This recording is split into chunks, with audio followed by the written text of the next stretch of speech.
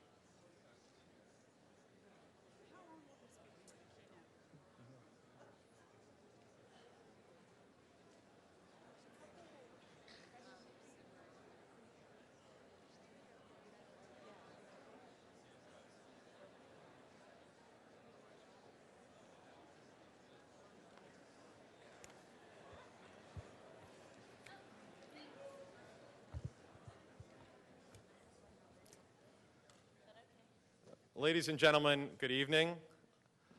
Welcome to the second night of Impact 2010, The Future of Capitalism. My name is Theodore Sametz, and I am the co-chair of the Speakers Committee. I would first like to thank Chancellor Zeppos for being with us this evening and for being a gracious host to our visitor. I would also like to take a moment to recognize our committee. I am truly proud to have worked alongside some of my most gifted peers and grateful to have such an opportunity to be at the center of shaping this symposium. Since 1964, Impact has hosted leading thinkers from around the world, including Bobby Kennedy, Martin Luther King, and George H.W. Bush. It is a distinct honor to introduce former Governor Mitt Romney of Massachusetts. Governor Romney's resume reads unlike almost any other.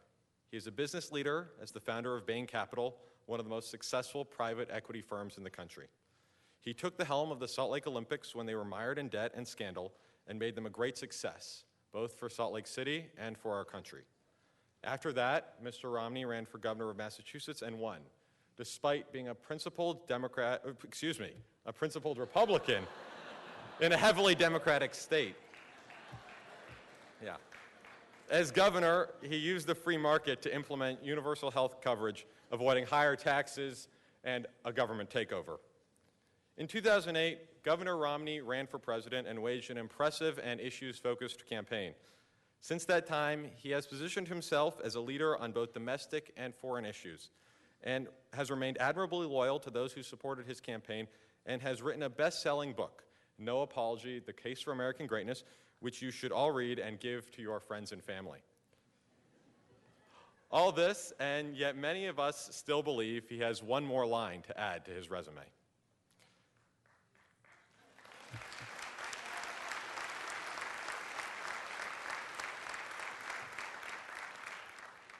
Tonight, Governor Romney is here to talk about American capitalism in the world.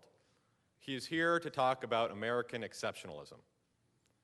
I hope that Governor Romney will not only reflect on the lessons we have learned from the past, but also provide a prescription for how the United States can best use its power in the world today.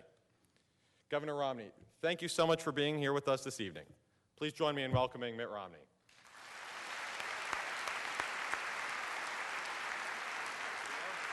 Thank you very much. Thank you. Shot there? Great. Thank you very much. Thank you. Good luck. Thank you. Thank you. Thank you. Thank you. Very kind. Wow, what a warm welcome. I appreciate that very, very much.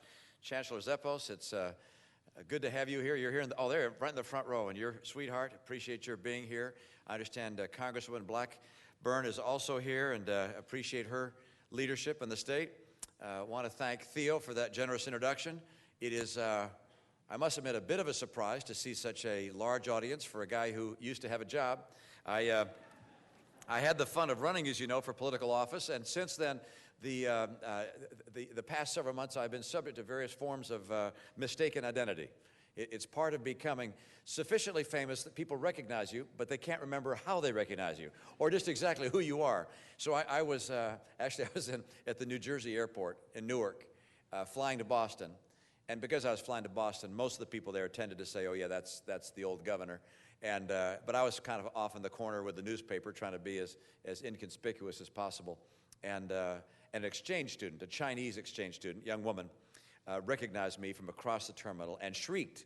I knew she was coming. She was pointing at me. She had on a cowboy hat and cowboy boots. Her pants were tucked into the boots, so I knew she was not Texan.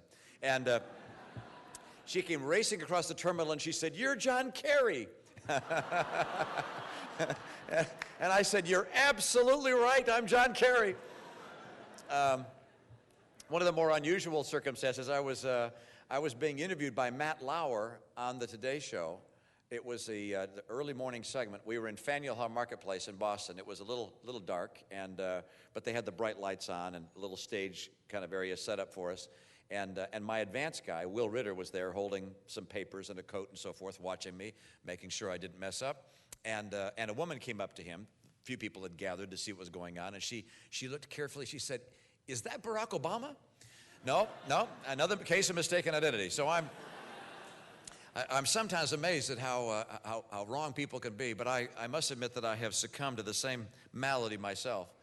After my loss in the race to become the Republican nominee in 2008, my wife and I got to go to Beijing to go to the Olympic Games there. It's one of the great benefits that you get by having organized a prior games. You get to go to each successive games until your time on Earth is over. And so we went to Beijing and went to one of my favorite events, women's beach volleyball.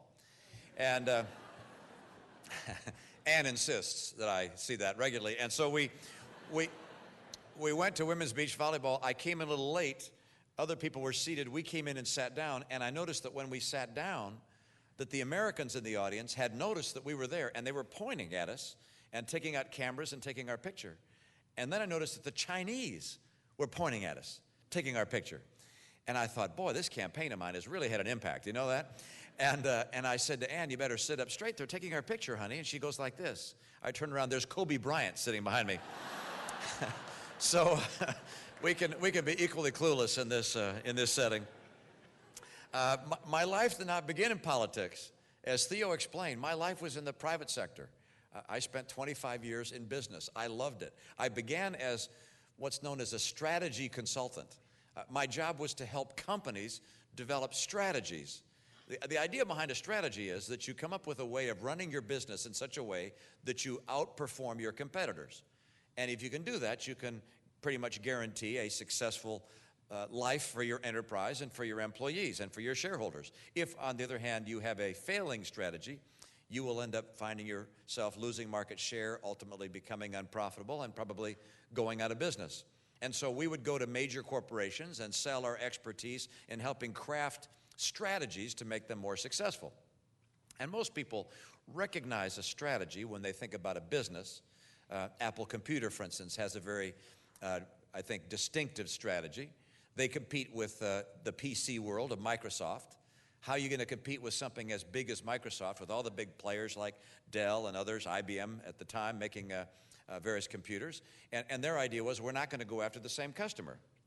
Our strategy will be to target a different kind of customer. Young customers, education-based customers, designers, artists. That's what we're going to go after. And they have designed their product to look like it appeals to that segment of the marketplace, and they market to that segment with unusual stores and an advertising campaign that underscores the hip and the cool. And as a result, they've done pretty well. Last year, they made about $9 billion. So their strategy works despite the fact they're going up against a much bigger series of competitors led by Microsoft. Well, what's interesting is that after I spent 25 years in business, I got involved in the governmental sector and began to recognize that countries have strategies as well. And that there are, just as with companies, there are for countries the desire to outperform their competitors and ultimately become the leader, because the only sure way that you can protect your way of life and your prosperity is to do as well or better than the other guys. Now, I grew up during the period of the Cold War, and there were two strategies in contention in the world. There was ours, and there was that of the Soviet Union. Their strategy was based upon authoritarianism and communist or socialist economic policies. We battled for decades. It was a frightening battle. I remember as a boy watching the president, the premier of the Soviet Union, take off his shoe. You've heard about this, Nikita Khrushchev taking off his shoe, banging it in the United Nations, saying, "We will bury you," pointing at us, basically saying they would win and we would lose. And actually in elementary school, we had drills of climbing under our desk in case of an atomic bomb going off, that we would obviously have less fallout if we were underneath the desk. This is what happened. Yeah, it is kind of strange, isn't it? But that was part of growing up in the 1950s, and because of that great competition. Now, we won, they lost. We won not because we developed some new weapon that they couldn't keep up with, but rather because our economy outperformed theirs. Our economic system was so much more powerful than socialism/communism that we outperformed them, outgrew them. We were able to use our economic might to invest in new technologies and so forth, military capacities they couldn't keep up with, and ultimately they threw in the towel. We won, they lost. I thought that was it. It was settled. Our strategy won. Everybody in the world would want to be like us. And that every country in the world would recognize that to be successful economically and to have the security that a successful strategy would imply meant that everybody wanted to be like the United States of America. Something's happened, however. In the last 20 or 25 years, there are new strategies emerging that say, no, America's model is not right. I actually see four major strategies at competition in the world today. One represented by us, I'll call it collectively the West, but this West or American strategy is fundamentally based on two things: economic freedom and political freedom or personal freedom. That strategy has led us to become the most powerful nation in the history of the earth and the most prosperous. There's another strategy represented now by China. They watched for many years as they had an authoritarian system and a communist economic system, and they watched that year after year they were underperforming economically, and the Chinese, being bright and imaginative people, said, our economic system isn't working. And so to a great degree, they put it aside and have adopted economic freedom. If you haven't been to China, you'll have that occasion someday, and you will see that there is a vibrant economy based upon free enterprise, based upon capitalism. And it has allowed them to grow at an enormous rate, and it's put a lot of people to work. It has brought hundreds of millions of people out of poverty.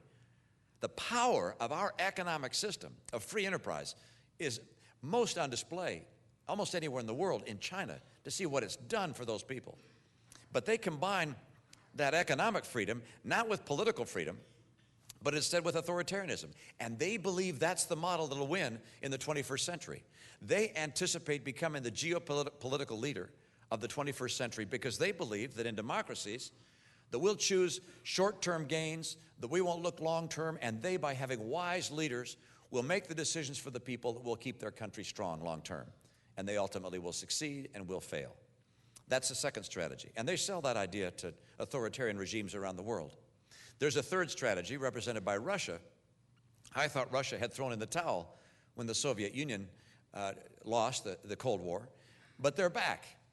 And they're back in large measure, not because they've adopted political freedom, but they still remain an authoritarian state, but they have adopted a form of free enterprise and a use of energy as the source of their economic strength. Russia has extraordinary energy resources. I don't think we recognize just how massive are their resources. They have more natural gas than any nation in the world. They are tied with us for having the most coal in the world. They have abundant oil, and they've got a lot of land that has not yet been sophisticated in its exploration yet. They have massive energy resources, and they use those energy resources to build their economic and military strength to become once again a global power. And they affiliate, as you'll watch their foreign strategy, with other nations that can provide capacity for them to guide the energy strategy that they employ. For instance, they link with Venezuela for obvious reasons.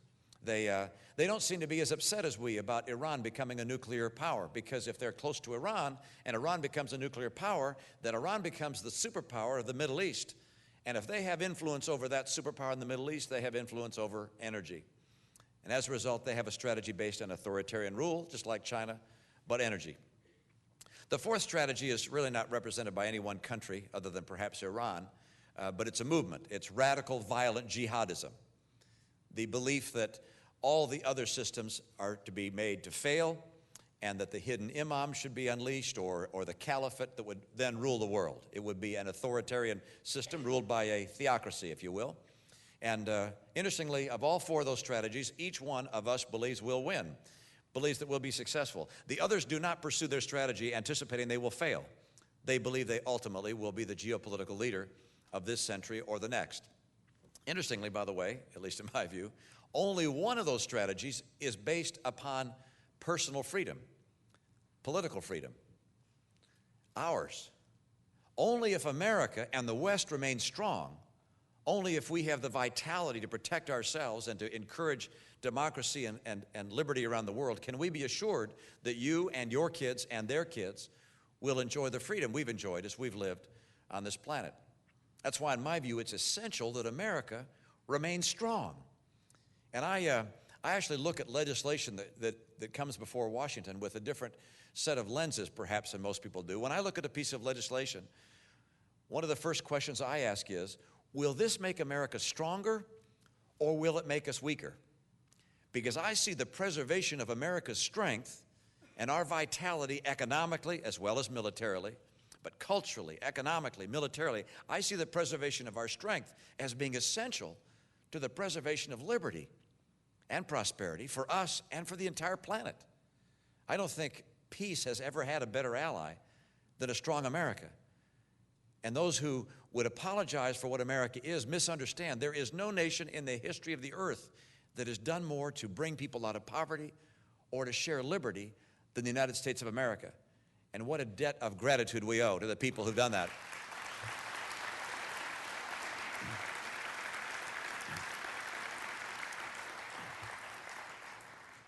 Now, as I think about keeping America strong, you have to ask yourself, what is a nation's strength? Where does it come from? What causes a nation to be strong? There were occasions during my travels as a business person that I'd go to different countries. And I think I visited 40 or 45 countries doing business in many of them. And I was struck by how different the economic circumstances are of countries sometimes right next door to each other. And you wonder, why is that? Why is it that Argentina is such a basket case and Chile is so successful economically? How is it that the United States of America is so prosperous, but Mexico is so poor? Why is that? How is it that the Israelis, for instance, are able to build such a technologically advanced and export-oriented nation, and yet the Palestinian territories have been far less successful, and even prior to the time of the Israelis being there, had not had that kind of economic vitality? Why is that? What accounts for these extraordinary differences between peoples or nations? And so I did a lot of reading on the topic. And one of the books I found most interesting, by the way, was by a guy named Jared Diamond. You may have read his book called Guns, Germs, and Steel. It's really interesting. He says, look, if you want to understand the difference between great civilizations and nations, look to the geography. He says, for instance, in those nations that had a lot of iron ore in the ground, they were able to mine it, turn it into swords, and kill their neighbors, and they became the dominant societies. He said, look at the land to see if it's got bad germs. Some parts of the world have malaria and yellow fever and so forth, and those places were unable to develop the societies that could protect themselves and grow.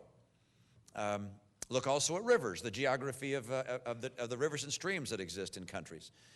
Those nations that have extensive rivers are able to have commerce, move goods across their territory, and become more successful. And in my view, there's a great deal of truth in his assessment and in his analysis.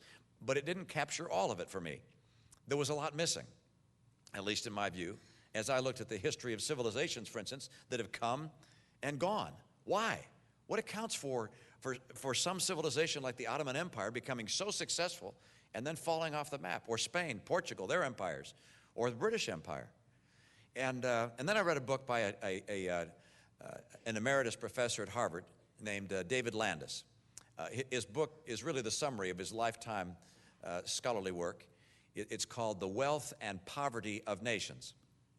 And in it, he traces the coming and going of all the great civilizations in the history of the earth. And after you get through with about 500 pages of his analysis, you end up with his conclusory line, and I'll quote it as well as I can. It's roughly this. He says, if you can learn anything from the history of the economic development of the world, it's this: culture makes all the difference. Culture. And by that he doesn't mean, the style of clothes we wear, the kind of food we eat, or how we greet each other with a handshake or with a hand bump or whatever. It's instead, what do the people believe? What do they sacrifice for? Do they live by the words of a contract? Are they hardworking, and so forth? And so I began thinking, okay, what is it about America's culture that has allowed us to become the most powerful nation in the history of the earth? And are we strengthening those cultural elements by what's happening in Washington, for instance, or are we weakening them? Now, I wrote this book in part to bring awareness to people in this country that, in my view, we are weakening many of the foundations of what makes America so strong. That politicians on both sides of the aisle, unknowingly in many cases, are weakening what America is. And unless we change course, we will be passed in this century by another nation or nations. And the consequences for freedom, not to mention the prosperity of our citizens, but the consequences for freedom here and around the world could not be more severe. Now, you think about what some of those elements are that are part of our culture. One of them is, in my view, that we are a culture that welcomes and cherishes education. When the settlers first came here, one of the first things they did was form a university. We are the first nation to have public education for all of our citizens, have the highest level of educational attainment for many, many decades of any nation in the world. GIs came home after the Second World War. We invested in a GI Bill, sent people to college. In my view, that's what accounts for where we are right now. To a large measure, it was the education and the skill and the innovative capabilities of American men and women who went to work during the Second World War, men who came home and got education, their wives as well, created such an extraordinary, robust economy that we're still benefiting from that lead that we achieved in those early years following the Second World War. Education has been a huge part of who we are and what we value. What shocks me is to watch what's happening in our schools today compared to where we were 30 and 40 and 50 years ago. Instead of being ranked number 1 in the world, our K through 12 kids are regularly ranked in the bottom quartile of every developed nation in the world. How in the world can we lead the world if the next generation coming along, our K through 12 kids, are scoring in the bottom quarter? I don't see how you permanently lead, for instance, nations with many more people like China, if our kids are underperforming in education. And I try to understand why it is we're doing so poorly in education. I actually take a chapter in this book to describe that. I'm really concerned and believe that there are a lot of pseudo-reforms out there. One of the, I look, for instance, when I became governor, I was asked, I wanted to make our schools better in our state of Massachusetts, and so I asked some of the education people, what do I have to do to make schools better? They said, simple, make the classroom smaller, get more teachers, hire more teachers, make classroom size smaller. I said, great. But before I'm going to do that, I'm going to look at some data. Most people, by the way, in politics don't look at data. If it sounds good, then we'll do it. But we're not going to look at data and get confused by the facts. And so I said, look, I got an idea. We have 351 cities and towns in Massachusetts. And we test our kids every year in English and math to see if they're making progress, year-to-year progress. And so I can calculate, it's actually calculated for each city and town, what the average score is on our statewide test. So I can see whether a town is doing well or not so well. I also know for each city and town the average classroom size. And the range is a 2 to 1 in my state, from the smallest classrooms to the largest. And I said, so I'm going to look at student performance and graph it against the average classroom size. And guess what I found? No relationship at all. As a matter of fact, the district with the smallest classrooms that paid the most per student was in the bottom 10% of performance of the students. And so then I started reading studies that were done. I saw, as I might recall, 109 studies. A researcher looked at 109 studies. Of those 109, all but 7 of them said there's no relationship between classroom size and how well the kids are doing. And the other 7, the tiny minority, showed a very modest relationship, if any at all. And so I said, well, that's not the answer. What is the answer? There's a great piece of work that was done by an international consulting firm called McKinsey & Company. They looked at schools all over the world, tried to understand why our kids are performing so poorly and why others are doing so well, and they found a very simple thing. Those schools that perform well are led by teachers who have exceptional numeracy and literacy skills. The best and brightest teachers are able to create the best and brightest students. And they said in the best school districts in the world, that the kids who are graduating in the top 10 and 15% of college classes are going into teaching. And they said in our country, unfortunately, too often, our teachers are drawn from the bottom third of those that are coming out of colleges. So their recommendation was pretty simple. Raise the starting salary of teachers. Make sure that we treat teachers like the professionals they are, rather than people creating cogs in a union-type tenure track. So whatever the answer is that you think makes the most sense, in my view, it's time for us to recognize that America will not be America unless we invest in our schools by bringing in the very best teachers and assuring that we get ourselves at the top of the world rankings again. Now, there are other elements of our society and culture that I think are American and critical to our success. One is we believe in families. There are some cultures that don't. We believe in the idea of a man and a woman getting married, having children, and then the two of them invest in that child's development. They invest themselves, not just financially, but they take time, they read to them at night, they get them involved in sports programs, art programs, they sacrifice to send them to college, help borrow money for them. I mean, this is how it works. And our society benefits from that extraordinarily, to having a couple of parents that really invest in a child. Oh, I recognize there's some wonderful single parents, my sister being one, who do a terrific job all by themselves and are able to do it with one person. But for a society as a whole, having 2 parents is a huge advantage, and the sociologists and the statisticians can prove that to you. Unfortunately, the trend in our nation is not towards more marriage, it's towards a lot less of it. 68% of African American kids last year were born out of wedlock. 68%. 45% of Hispanic American kids. And of the rest of the population, likewise, growing dramatically towards a higher and higher percentage born out of wedlock.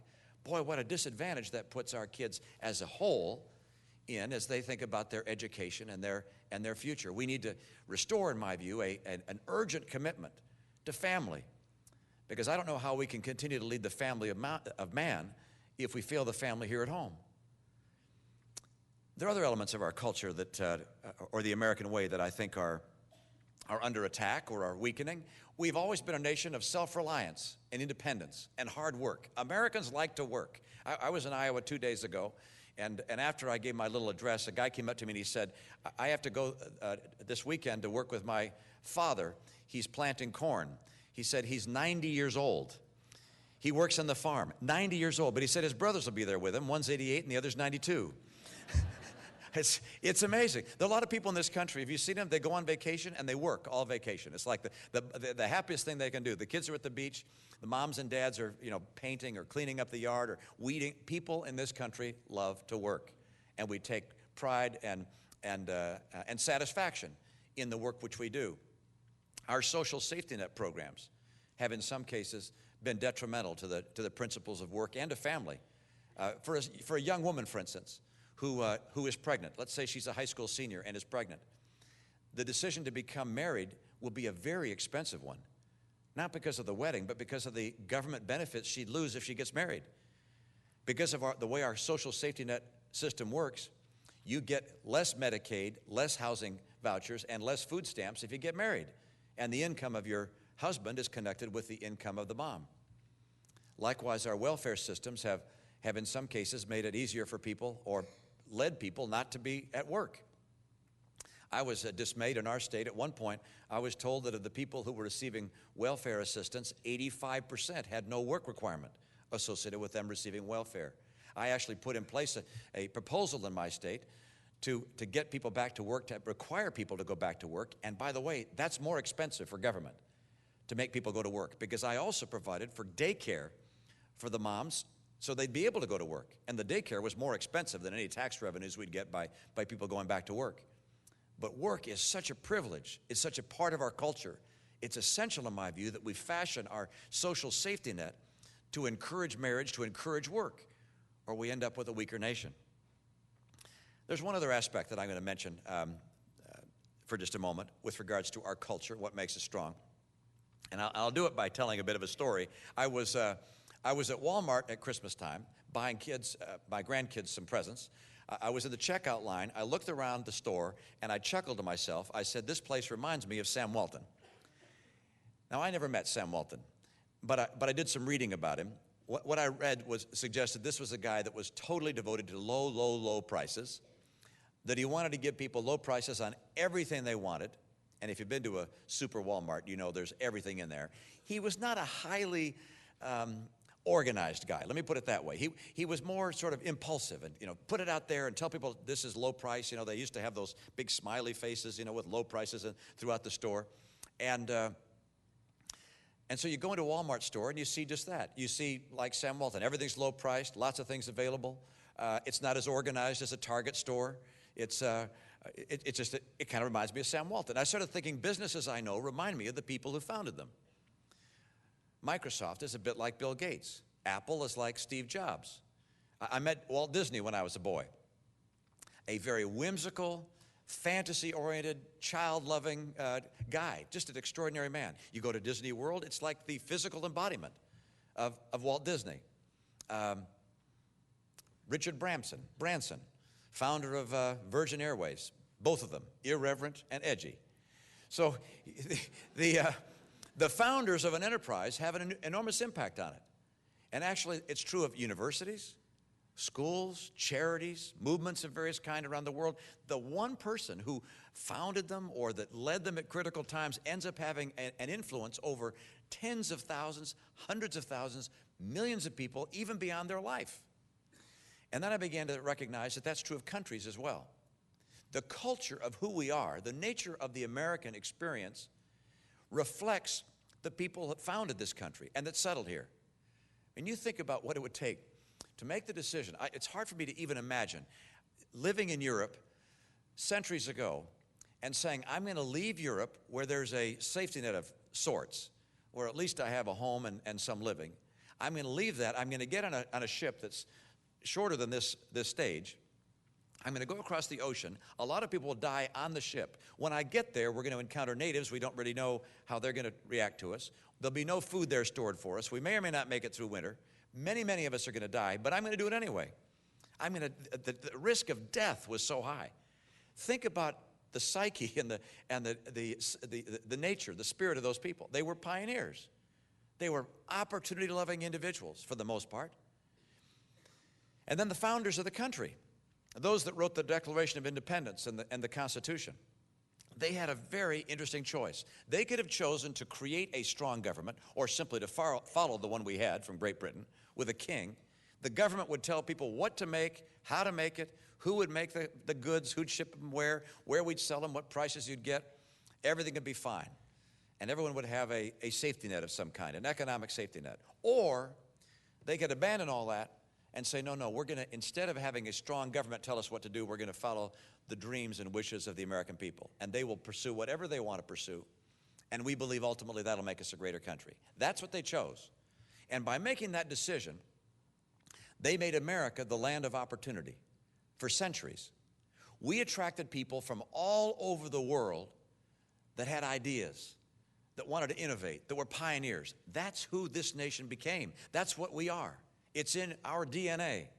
We're a opportunity-loving, innovative-loving, risk-taking in some respects people. And so we have outcompeted everyone in the world in part because of this entrepreneurial, innovative spirit, pioneering spirit that's America. And what frightens me is that government in Washington is smothering that spirit. What I see is that government is becoming so large that the old model of the neo-monarchist is being imposed on us. And the threat is it'll kill that spirit of innovation, which has made America what America is today. You know, people think, well, we can just raise the taxes on folks. We'll just raise taxes. And it sounds awful good to raise taxes on the wealthy, but don't forget, every sub-S corporation that's successful is a wealthy little corporation, and the taxes you raise on the wealthy kill those sub-S corporations and make it less likely that people will create them.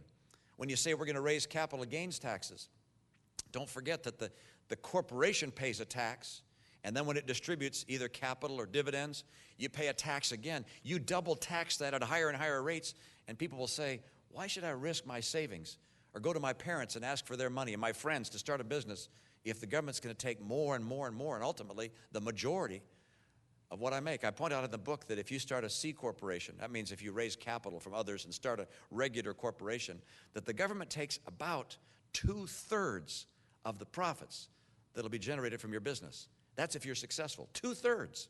So you do a calculation about, do I want to risk my savings on starting a business if the government's going to only let me keep 1/3 of what I make? There are other things the government does that frightens the private sector and the innovative spirit. When it says I'm going to take over a sector of the economy, I happen to be one of those that thinks that the new health care bill, 2,000 pages in length, is not just about having insurance companies keep from denying you coverage if you get sick. That would take 3 pages. The 2,000 pages are doing a lot more than that. They're taking over, in my view, health care. And that's almost 1/5 of our economy. It's saying government is now going to run health care in this country. In my view, if health care is a mess, as it is in some places, get the market to go to work better there. And I've got ideas how to do that, but the government running it is something which is frightening to me. I don't like how they run Amtrak, the post office, Fannie Mae, Freddie Mac. Why do I want them to run our hospitals? Then look at other things. Cap and trade. Let's make energy more expensive. But let's not tell people exactly how much more expensive it's going to be. It's going to bounce all over the place. How do you invest in the future if you're an enterprise that uses a lot of energy if you don't know what the energy is going to cost? The answer is you don't invest. And so energy companies and individuals that have ideas for new energy products pull back and wait to see what government is going to do. Are they going to do cap and trade or are they not? How about card check? That's another idea being pushed in Washington. And card check is, I mean, you may be familiar with it, but the idea is that when it comes to elections in companies to decide if you're going to have a union or not, the unions have been losing a lot of those elections. And so the union movement has an idea. Let's not have the secret ballot at the election anymore.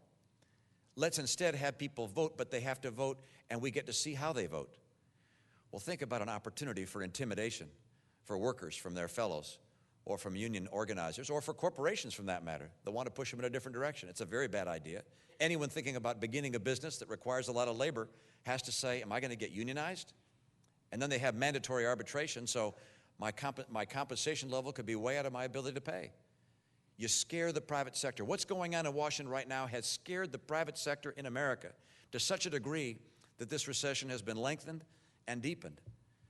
And perhaps the most frightening part of this current trend, and it's not just a one-year trend, a multi-year trend, is the massive overspending that's going on. It's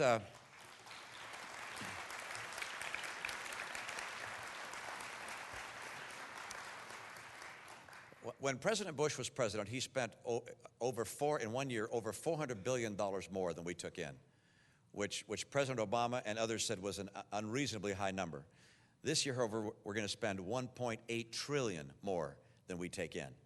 And the forecast over the next decade by the president is that we'll spend an additional $10 trillion more than we take in. Our national debt right now, that's that we owe to other than government entities, is around $8 trillion. We'll go from $8 trillion to $18 trillion. And there's something else which is just as frightening, actually for me even more frightening, and that's our unfunded liabilities. What is that? It's things we have promised ourselves in the baby boom generation that we're passing on for you to pay. We have promised ourselves such benefits in Medicare, Medicaid, and Social Security that the unfunded portion of our promises is almost $100 trillion. So you take our national debt of $18 trillion, about another $100 trillion of unfunded liabilities, and guess what? My generation isn't going to be paying for it. The interest on all that could be massive, but we're not going to have to pay it. You are. Those of you going to school here at Vanderbilt, you're going to come out and you're going to be stuck with paying for years and years and years for benefits that you didn't receive. that I did and that my generation did. In my book, I have a chapter called The Worst Generation, ? We're on track, unless we change course, to pass along to you an America where you cannot possibly achieve the American dream. Why do I say that? If we, right now, you've gotten a paycheck. You know that there are two forms of taxes at least that you get hit with. One is called the payroll tax, and the other is called your income tax. The income tax is on its way to being roughly 40% at the marginal rate. How about the payroll tax? Well, it's only 15.3%. But you see that FICA number, it's a pretty big number, 15.3%. Do you know what the payroll tax would have to go to if we don't make Medicare, Medicaid, and Social Security sustainable? If we don't fund this unfunded liability? It would have to go from the 15.3% it is today to 44% down the road. 44%. So try 44% in payroll taxes, another 40% of income tax, then you have your state tax and you have your real estate tax. We'll only want about 110% of what you make. You can't get there. I have to be honest, I don't understand how young people are liberal. I remember that old,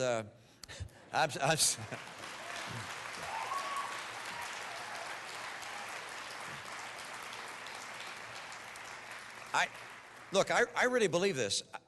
Liberalism is the movement of here and now, and conservatism is the movement of the future and tomorrow. Conservatives want to make sure that America's future is bright. We want to give a legacy to you and to your kids and to their kids of an America that's free and prosperous. We don't want to pass on massive taxes to you. Do you know how easy it is to go out to the American people and promise more benefits and more goodies? Recognizing that every new program, every dollar spent is money being borrowed, and that we'll never pay it, that you will. It's not only bad economics, it's immoral.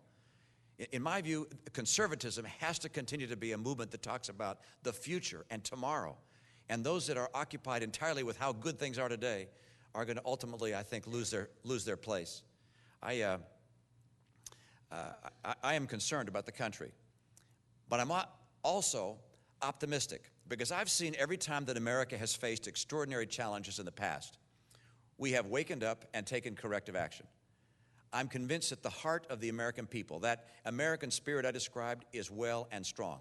Yeah, politicians for years have spoken to one side of the American nature. Americans will respond well to what's in it for me.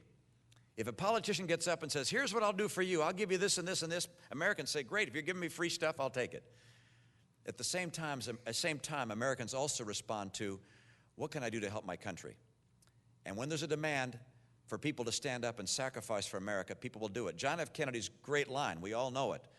Ask not what your country can do for you, but what you can do for your country. That is the spirit which I believe America needs to embrace. And as we do embrace it, and I believe we do day in and day out across this country, we'll find ourselves doing what's right, not just for ourselves, but for our country and for the next generations.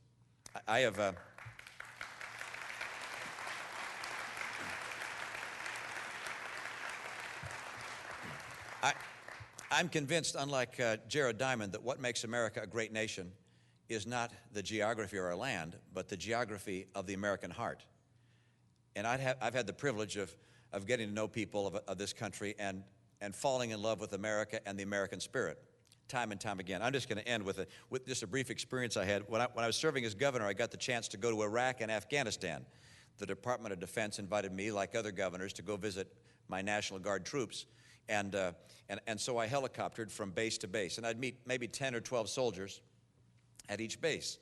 After I'd been there a little while, I said to the soldiers, if any of you would like me to call your spouse when I get home, give me a piece of paper, write down your name and telephone number, and I'll call them when I get home. By the time I left, I had 63 pieces of paper, and I said, boy, this is going to take a few weeks to get through all these calls. But I got home the day before Memorial Day.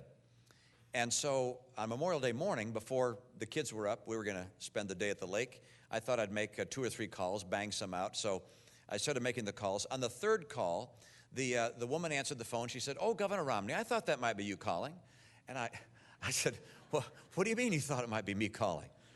And she said, well, you made the first couple of calls this morning, and after you made your calls, the spouses emailed their soldiers in the theater and told them that you had called. Then they emailed their buddies throughout the theater and said you were calling. And then they emailed their spouses to tell them to expect your call.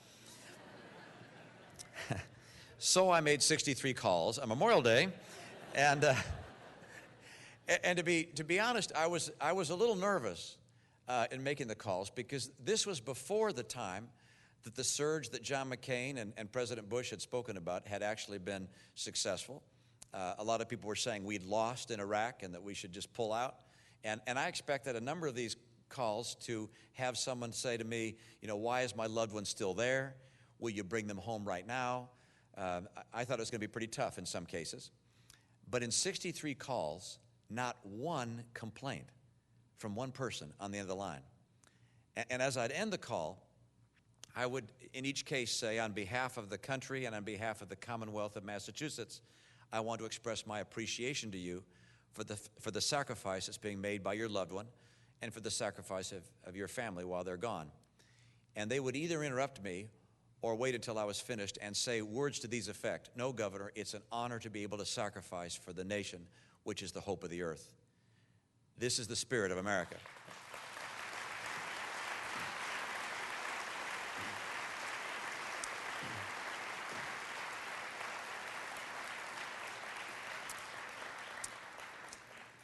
I'm convinced that America will face the challenges that we have honestly, and that we'll overcome them.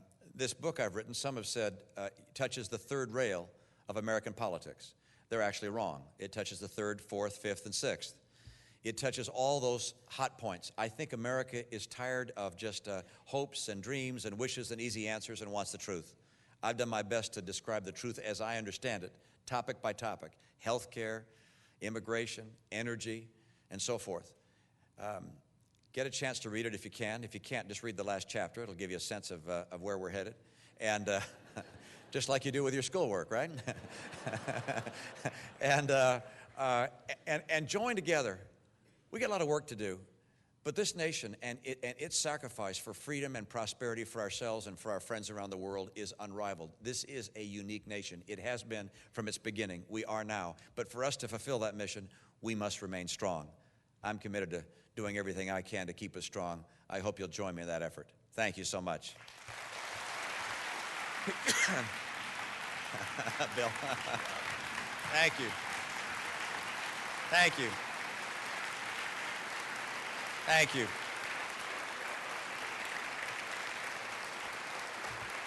Now I'm told, thank you.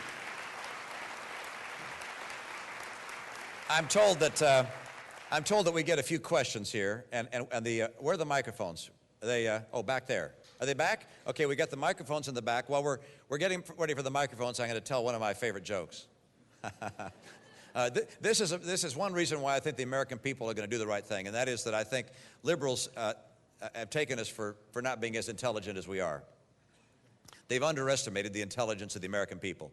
And my joke is about a barber who did the same thing. Barber is in his shop cutting a patron's hair. And this kid walks in, and the barber says to his patron, "You see that kid there? It's the dumbest kid I've ever met." He says, "Watch, I have this little game I play with him." He calls the kid over. He puts 50 cents in his one hand and a dollar bill in the other, and he says to the kid, "You pick whichever one you want." And the kid grabs the 50 cents and runs out of the shop. And the barber says to his patron, "Can you believe it? Dumbest kid I've ever seen." So the patron's walking down the street a little later, sees the kid, says, "Kid, come here. Why did you take the 50 cents instead of the dollar?" He says, "Simple.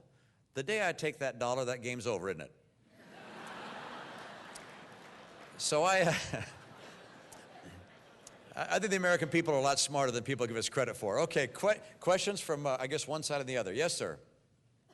Hi, Mr. Romney. It was a pleasure listening to you. I actually never asked a question like this before, but I was taking notes and you struck a chord. And you mentioned how could my generation be liberal? And I really took a chord to that because obviously by saying that, you know who I voted for. And I have to say that I used my data to make that decision. And of course, what's happened in the last few years doesn't help me in backing up my decision. But I want to ask you this, and I'm not trying to stir the pot. I really want an honest discussion or how we can answer these questions, especially as a young American. Based on the last 8 years, that's how I made my decision. And I didn't make my decision on hope. I based my decision on my desire for change. With the data I've been given today, and the data I had been given with the last 8 years, when neither side is offering me the change that I look for, and when I say that, I mean in the size that government has grown to, I look at the 8 years under Republican rule and I say, but I thought you guys stood for shrinking government. And it grew. And I look at the last 2 years, and it's still going gangbusters. Yeah. How do I get that change? What can I as a young American do to influence to make that happen? Yeah, by the way, I think you're absolutely right. I think during the years of Republican leadership, government grew at an outrageous rate. Debts continue to rise. There was something known as Medicare Part D that was passed. My understanding is that as a result of it being passed, we added to the entitlement liability I described almost $8 trillion.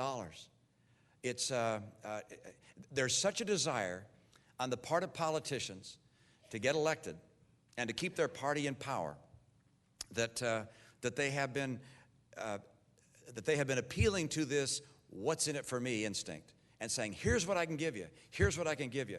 And so I won't divide it so much Republican and Democrat. I'll divide it saying a conservative philosophy of saying, don't spend more than you take in, don't borrow more and more money, get yourself energy independent, fix our schools, and get health care to be much lower in cost than it's been. That philosophy, that agenda is what I'd vote for, whether you see it on a Republican or a Democrat. Now, I happen to see it in Republicans, but not all Republicans, but in most Republicans. I was proud of the fact that this health care bill, and I hope we'll get a chance to chat about that too, that this health care bill, it has some things that I like and a lot of things I don't like.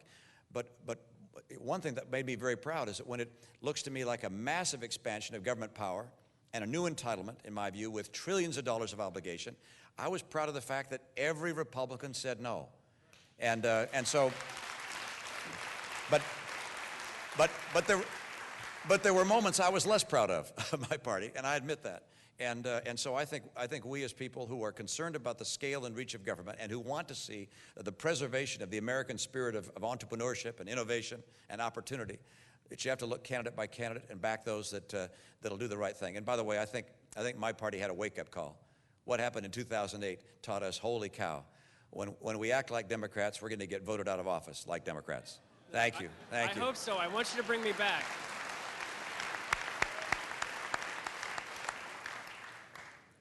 Hi. Governor Romney, thank you for a statesman-like lecture for us this evening. And along with distinguished Congress Lady Marsha Blackburn, freedom-loving Americans like myself, and I'm a newly naturalized American citizen, having practiced... Thank you. Thank you.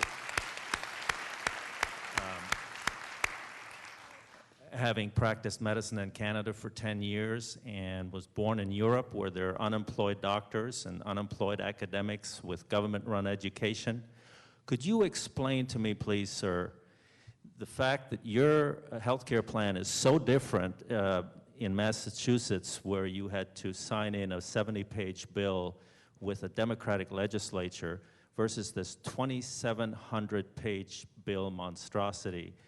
Why is it that there is, in the dark of night, a provision that took over by the government the education loans for all these students that are now going to be run with higher interest rates to pay for the health care of our seniors? I don't understand that. Could you explain that to me, how that happened in Washington? Well, we all saw a process that was not exactly a moment of honor and greatness in Washington lawmaking. I thought there were some extremely low moments. One was saying that the people with Cadillac supposed health care plans would be taxed unless they were members of unions, then they wouldn't be taxed.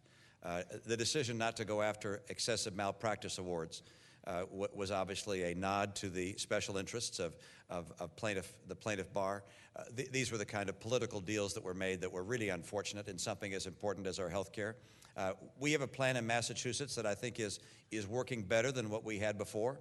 It's not perfect, but there are a number of features in it that are similar to some of the features that's in the federal plan, but a lot of features that are quite different. I like the things that are similar. I don't like the things that are different. President Obama has said that our plan is in Massachusetts is similar to what he's done. If that were the case, I wish he'd have given me a call, and I'd have set him straight on a few things that we didn't do right, and some lessons we'd learned, but somehow there was no call that ever came to my office from anyone in the administration about things we'd learned. We have in our state a setting where every individual has insurance. Roughly 98% of our citizens have insurance. Right now, in most states, people who don't have insurance get government care given to them. What do I mean by that? Well, if you're not insured in the other states of America and you have, let's say, a heart attack, we don't let you die in your apartment. You go to the hospital, you get surgery, you get drugs, you get treated, and guess who pays for it? Taxpayers. You're all paying for it. And we said in our state, wait a second, we don't want big government giving out free care, so we said if you could afford to buy insurance, we want you to buy it. We gave people an incentive, a penalty if they didn't get insurance, and for those who couldn't afford it, we helped them buy it. Now, some big differences. We did not put in place a federal plan. We solved our problem at the state level. Whether you like what we did or not, the state should solve state problems.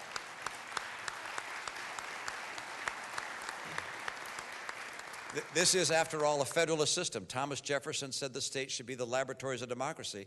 Our idea is an interesting idea. Let's let other states try theirs. We can learn from one another, as opposed to getting a bunch of bureaucrats and staff people and politicians in darkened rooms writing 2,700 pages. Who the heck knows how it's going to work? It's just unimaginable that that kind of a process would be foisted on us by the federal government. There's some other differences. We didn't raise taxes. Their plan raises taxes by $500 billion. We didn't cut Medicare. Theirs does. They put in place price controls. I don't know anywhere in the world where price controls have ever worked, and yet they're planning on doing that in health care. So, net, I think you're going to find, and maybe I'm just being overly optimistic, I think in the 2010 elections, conservatives will make gains. I think by 2012, we'll have a Republican House, Senate, and White House, and we will repeal the most onerous parts of Obamacare. Thank you.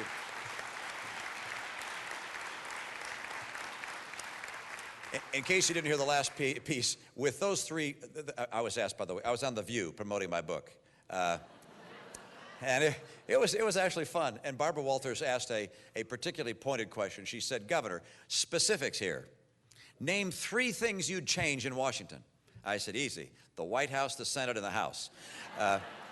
And with those things changed, we can repair the health care bill to make it work, so we can preserve what's best about our system and put in place some of the good things, like making sure people don't lose insurance if they get sick, or making sure you don't lose insurance if you change or lose jobs.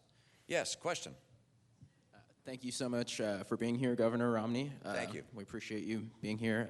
My question has to do with foreign policy. I wanted to know what you think about the comments President Obama and Secretary of State Clinton have made about Israel in the past couple of weeks, and how that affects our foreign policy.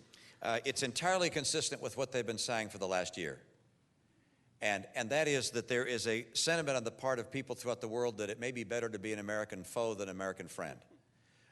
The president first began his presidency by going around the world apologizing for America. He said that America has been arrogant,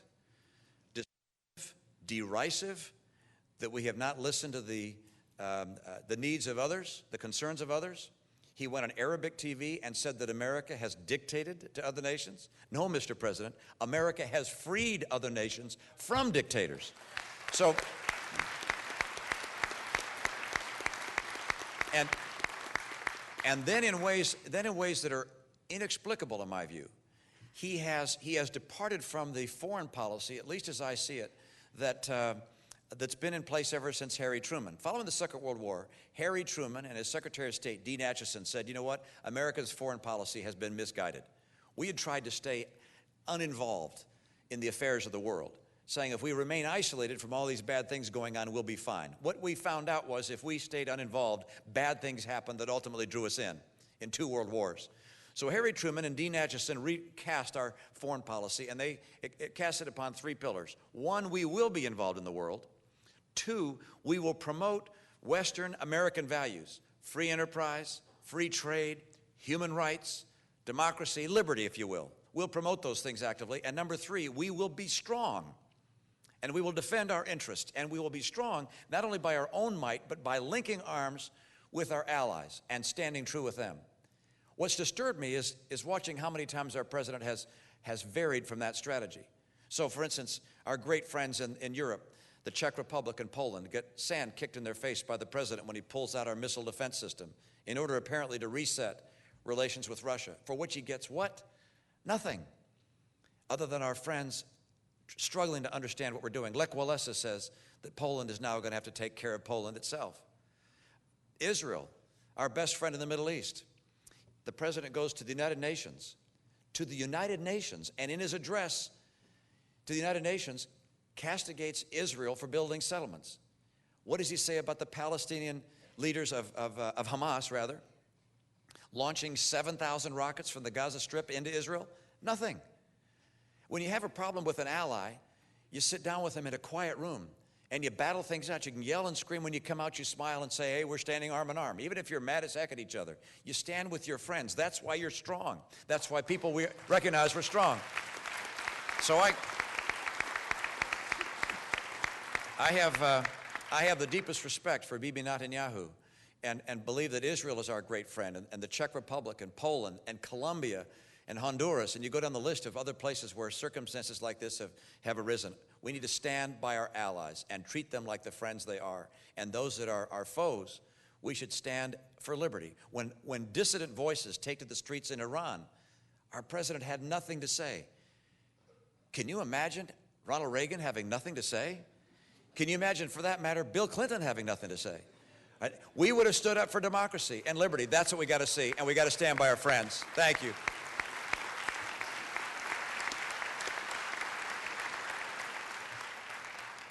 Governor Romney, you certainly argue for smaller government and lower taxes. How can you justify our truly massive military budget in terms of our economy today?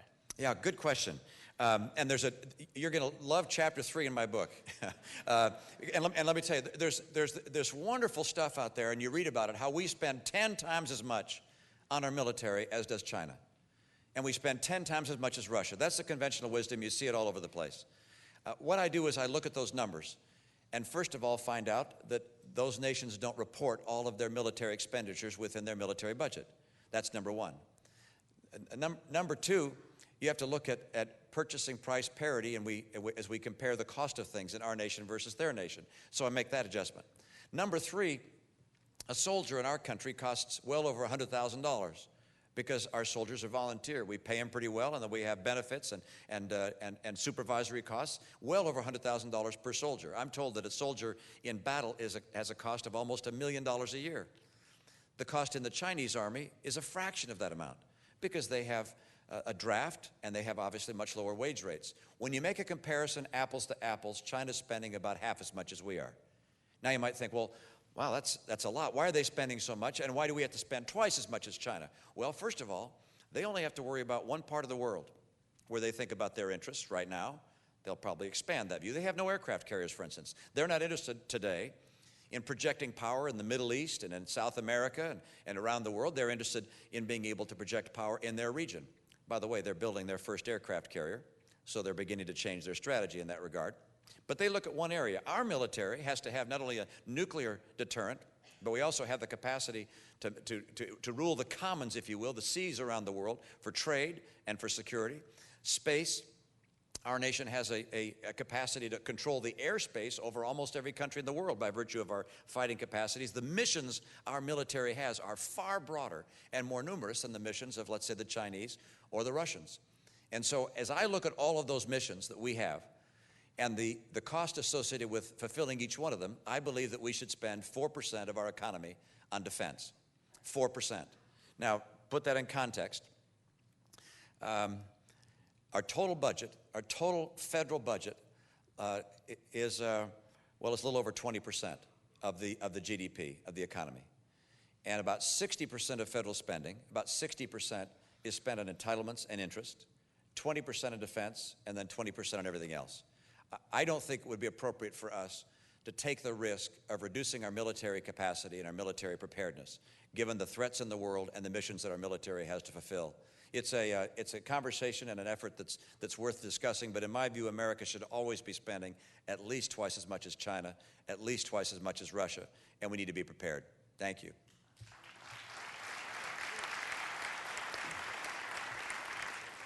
This will be our last question. Okay. Governor, I'm a graduate student here at the Vanderbilt's Business School, and let me just say you're really an inspiration and role model both in your corporate career and as the example you set with how you lived your family life. My question, though, has to do with what you're talking about, the worst generation.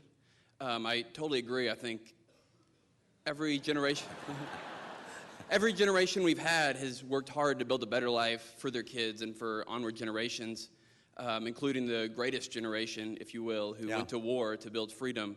And instead of paying that forward, I feel like the baby boomers are instead sucking lots and lots of money out of my generation in order to pay for that. And I don't think we can, I don't think without significant entitlement reform, we could be able to have a balanced budget or be fiscally responsible. However, old people vote a lot more so than my generation votes. And so it seems exceedingly difficult to make any reform. What would be your plans to get that reform through? Yeah, the interesting thing about people that are my age and older is that the number one desire in most of our hearts is to leave a legacy that we're proud of. It's funny what happens. There was a book written by an author named Gail Sheehy, I believe was her name. She wrote a book called Passages, and she looks at each decade of life and talks about what motivates people in the different decades. And I thought it was all psychobabble when I first heard it, but then I noticed that she's pretty well predicted my own psychology. And I think, wow, she was a little smarter than I thought. And she says in there that when people reach, I think it's the 70s or 60s or 80s or whatever, but when people reach an older period of time, a senior time in their life, that their interests, besides being able to keep, food and clothing, their interests are on their legacy. What are they leaving behind for their kids and their grandkids? And that becomes very, very important to them. It is to me. It's what motivates me. The reason I'm in politics, I've made enough money for my wife and I to be comfortable. Very comfortable. I've had sufficient renown in my profession, business, to think that I've received recognition, feel good about myself. Why get involved in politics and get beaten up every day? It's because of my grandkids. I'm really concerned about the country I love and the country that my kids will inherit. I think that's true of our seniors as well. And so as I think the reason that we've done what we've done, and baby boomers and others have done what we've done, is that we didn't know what the politicians have been doing. We didn't know the truth about just how devastating this is going to be for our kids and grandkids. And that's one of the reasons I wrote the book, and wrote The Worst Generation, question mark, by the way, because I put a question mark there. The question is, are we going to be the worst generation? I think when people recognize that we're on track to be that, they'll say, no way. We got to fix things. And by the way, I lay out for each of the major entitlements how I'd change them. And in no case would I propose changing anything for current retirees or near retirees. It's adjustments for people that are a good deal younger that make these programs sustainable.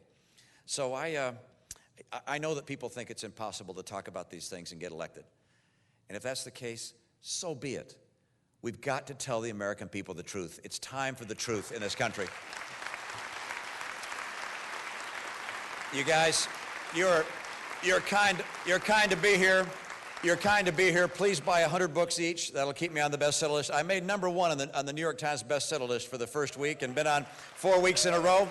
That means bribery and cajolery work, and just kidding, obviously. But I want to say thanks to you. I have heard so much about this university over the years. My two first bosses came from this university. Bruce Henderson, the founder of the Boston Consulting Group. Bill Bain, the founder of Bain & Company. They have been my mentors in early years. Bill Bain has been my mentor throughout my life. This is a great institution. Chancellor, I'm sure you're proud of the student body here, the faculty, what you've created. I owe a lot to this institution personally, and I believe we have a lot of work to do, and I can think of no better place for this work to be carried on than in this great institution. Thank you so much. Great to be with you. Thank you.